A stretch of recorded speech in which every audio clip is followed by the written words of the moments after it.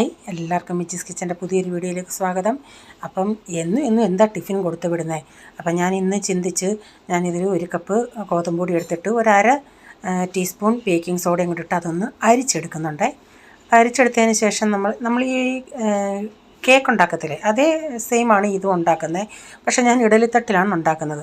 അപ്പോൾ ഇതിലേക്ക് ഞാൻ മധുരത്തിന് ആവശ്യമായ പഞ്ചസാര, നിങ്ങൾക്ക് എത്രയും മധുരം വേണോ അതനുസരിച്ച് ചേർക്കാം. ഞാനൊരു 3-4 ടേബിൾ സ്പൂൺ പഞ്ചസാരയും ചേർത്ത് കുറച്ച് ഓയിലും ഒരു മുട്ടയും പൊട്ടിച്ചൊഴിച്ചിട്ട് അതൊന്ന് മിക്സ് ചെയ്തിട്ട് ഇതിൽ പിന്നെ നമ്മൾ ബാറ്റർ ലൂസാവാൻ വേണ്ടി പാലാണ് ചേർക്കുന്നത്. അതിനൊരു കണക്കൊന്നുമില്ല.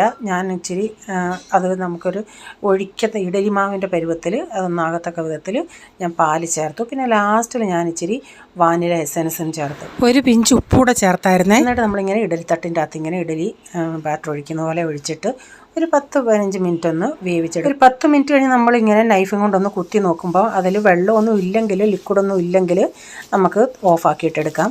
അപ്പോൾ ഞാൻ ഇച്ചിരി നേരം ഒന്ന് കുത്തി നോക്കിയോണ്ടേ അതിൻ്റെ അകത്ത് മാവൊന്നും അങ്ങനെ വെറ്റായിട്ട് വന്നിട്ടില്ല. അപ്പോൾ നമ്മുടെ ഇഡലി കേക്ക് ഇവിടെ റെഡി ആയിട്ടുണ്ട്. നല്ല സ്പോഞ്ചിയാണേ, നല്ല സോഫ്റ്റായിരുന്നു. അപ്പോൾ ഞാൻ പിന്നെ ഉച്ചയ്ക്ക് പിന്നെ ഒരു ഉരുളൻകിഴങ്ങ് മെഴുക്കുവരട്ടി വെക്കുന്നുണ്ട്. അതിനായിട്ട് ഇച്ചിരി മഞ്ഞൾപ്പൊടി ഉപ്പും ഇട്ട് സ്വല്പം വെള്ളം ഒഴിച്ച് അതൊന്ന് ഉപ്പി പറ്റിക്കാനായിട്ട് വെച്ചിട്ടുണ്ട്, അതൊന്ന് വേവിക്കാനായിട്ട്.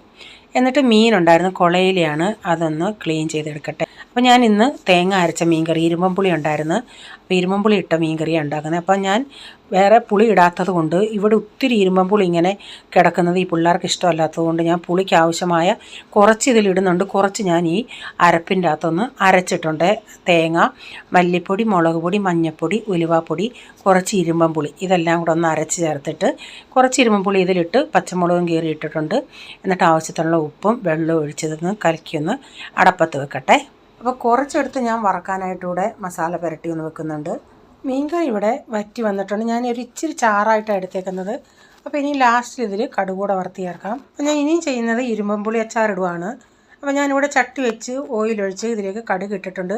അപ്പോൾ ഞാൻ ഇരുമ്പമ്പുളി ആദ്യം പീസുകളാക്കി നമ്മൾ അച്ചാറിനായിട്ട് അരിഞ്ഞിട്ട് അതിൽ കുറച്ച് ഉപ്പിട്ട് 1 മണിക്കൂർ ഞാൻ ഈ നമ്മുടെ ജാലിപ്പാത്രത്തിലിട്ട് വെച്ചിരുന്നു.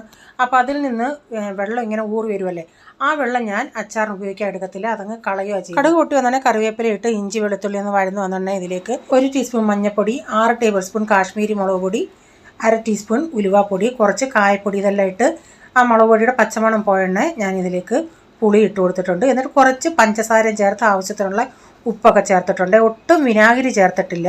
ആ പുളിയിൽ നിന്ന് തന്നെ വെള്ളമൊക്കെ ഇറങ്ങി വരുവേ. അപ്പോൾ വീഡിയോ ഇഷ്ടമാവുകയാണെങ്കിൽ ചാനൽ ഒന്ന് ഫോളോ ചെയ്തേക്കണേ. ആ ഫോളോ ബട്ടൺ ഒന്ന് പ്രസ് ചെയ്യണേ.